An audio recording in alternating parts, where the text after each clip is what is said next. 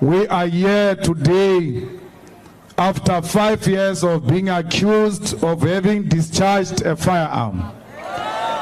The state has kept me here for the past 5 years because they can't defeat my political ideas. They want to use the courts and abuse the state power and the security forces to suppress my voice. And they will never win against me. Because I'm not scared of prison. When you are a revolutionary, prison is your nickname. Because when you join the revolution, there are two things that will happen. You either attain what you stand for, or you'll be killed for what you stand for. Not prison can stop me from executing that which I stand for. No racist magistrate can stop me from executing that which I stand for. No small boy of a prosecutor can persecute me and jail me for what I stand for. For because I'm not scared of a magistrate, I'm not scared of a prosecutor, I'm not scared of a judge, I'm not scared of a president, I'm not scared of capitalism, I'm not scared of white monopoly capital, I'm not scared of anyone. I want all of them combined. The day of victory shall come. Because that day we are destined for.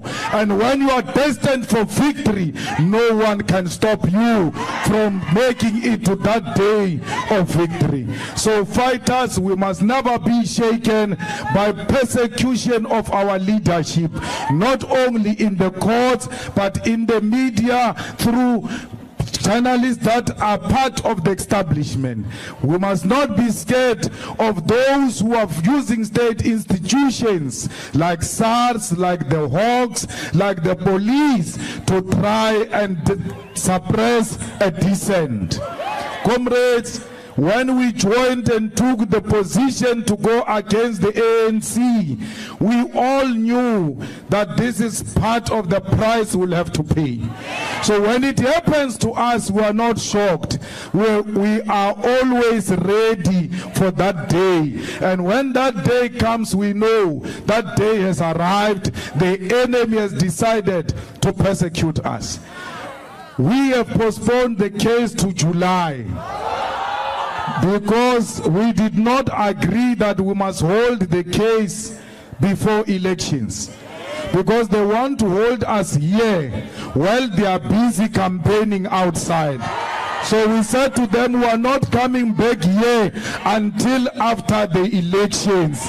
We will come back here and to sit and listen to that incompetent magistrate who comes late to court, who can't get her papers in order, who can't read her own judgments, who adjourns the court during judgment to go back seat and receive Pravin Gordhan's call and receive Ramaphosa's call and receive Batoi's call.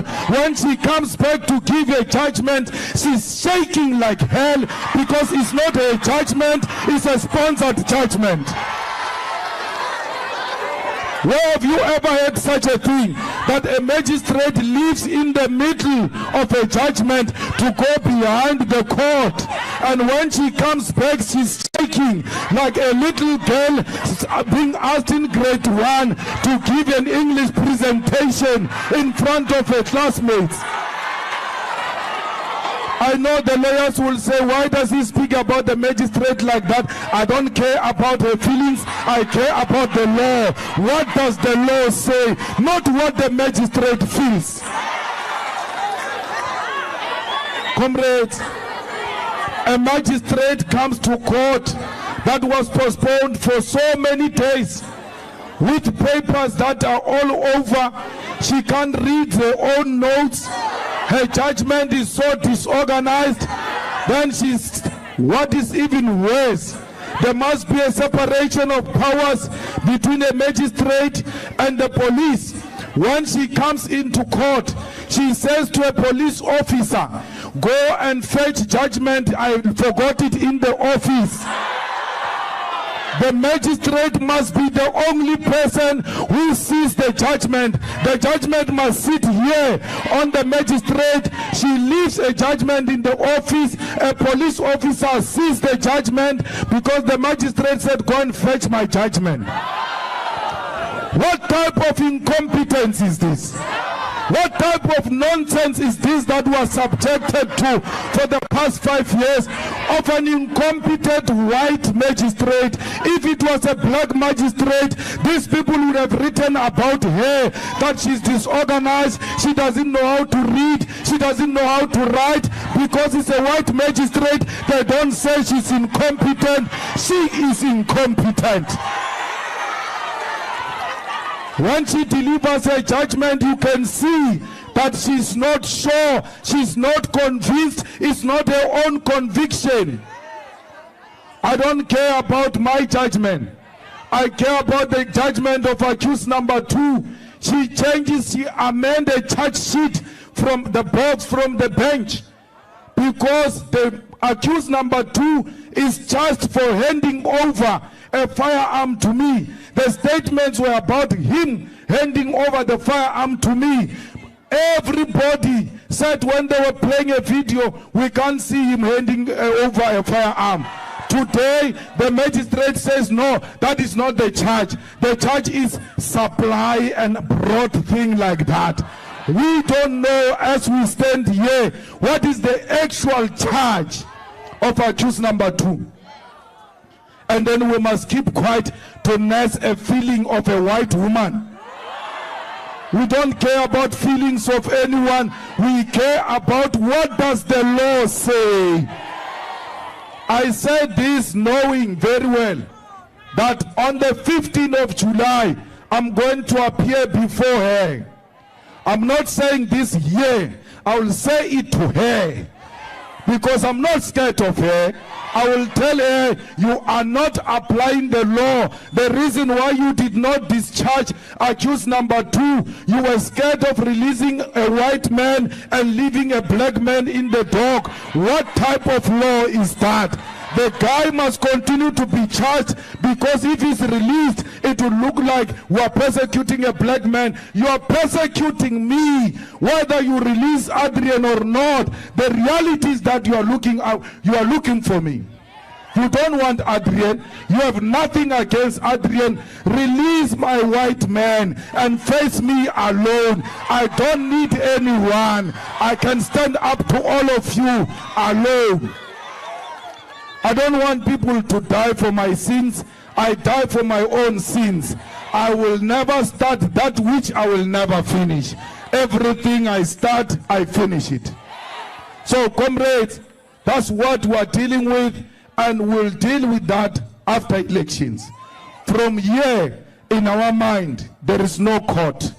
There's no case. In our mind is voter. We must go after voters, because we need to take this state and stop this nonsense and send this magistrate to a retirement home, because he doesn't deserve to sit on the bench where she is. We are now going to campaign. We are going to do what the student command is doing in all institutions of higher learning. Abu Gogo, go and eat the ANC food, take their blanket, take their food parcels. On the day of election, vote EFF. Because those blankets are not ANC blankets. Those are your taxpayers' money. Those food parcels, you know, the student command, I like them, former national chair. They go inside the ANC meeting and take ANC t-shirts and eat ANC KFC and juice. When they finish, they don't take off the ANC t-shirts. They sing EFF songs in ANC t-shirts. I saw some of them wearing ANC t-shirt. These comrades are brutal. In Univen, the ANC called a big rally for students to vote for SASCO. They packed the stadium. They called all types of artists, including those untalented Muvhango artists, to go and appear.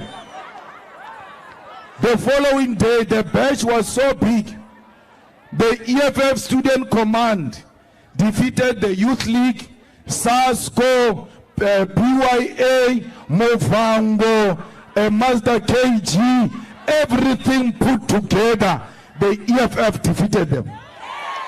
So comrades, we cannot be outshined by the EFF Student Command.